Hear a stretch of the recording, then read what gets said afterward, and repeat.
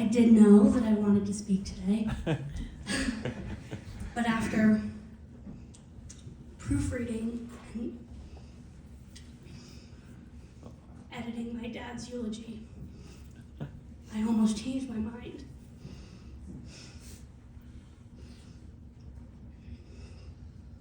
For me, there's hardly any more to say,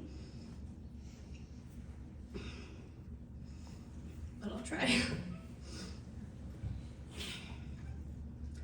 Stay on the right path, Hita. This was the last thing my Grandpa Joe said to me. Hita, mija. In my memories and in my mind, these words belonged to my grandpa.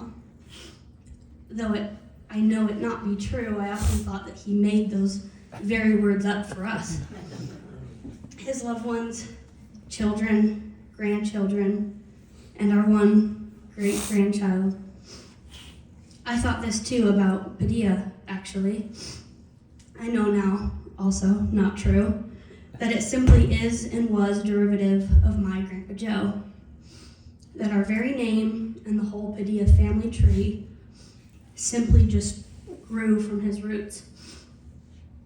To quote my dad, he was ancestral.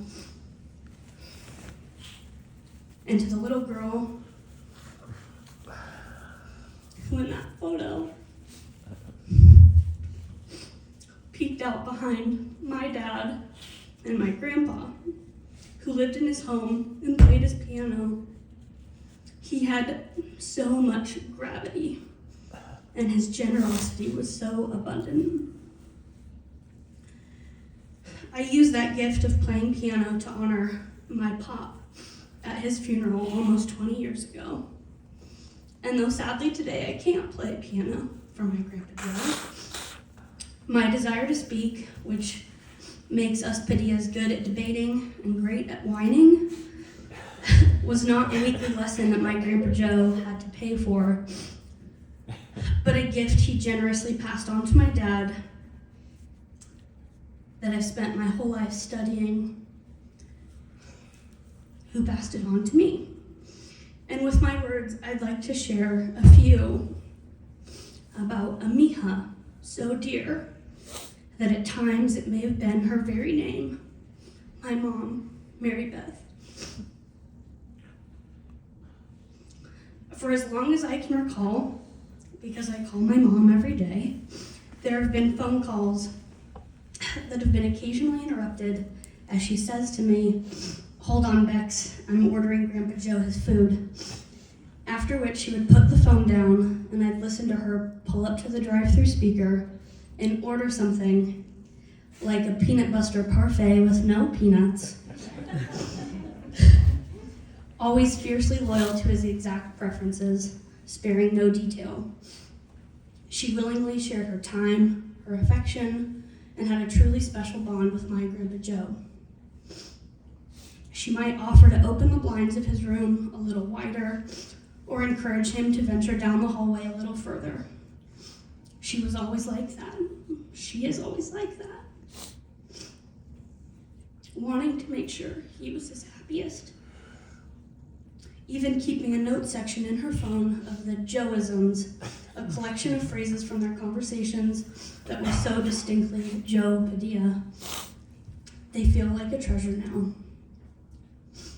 In the days following his passing, I, like maybe some of you, have wished that I had spent more time there in his room or over the phone and said more things. I wrestle with being one of the few grandchildren who has lived out of state and was often far away. And yet the number of times I can recall those instances of my mom heading to Mountain Vista, bag of treats in hand, feels like a direct assurance from God that he had placed our very special person in the hands of a very special mija.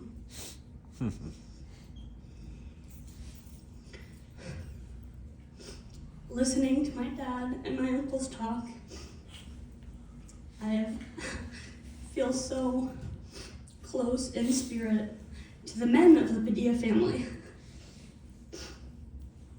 I love to run like my dad. I didn't like my photo being taken like Grandpa.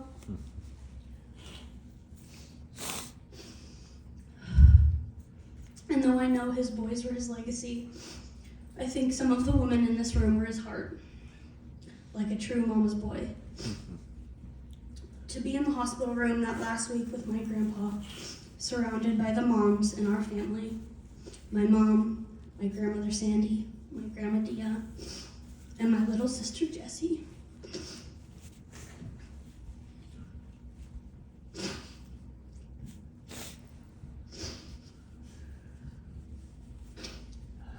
It was like watching a room of angels at work.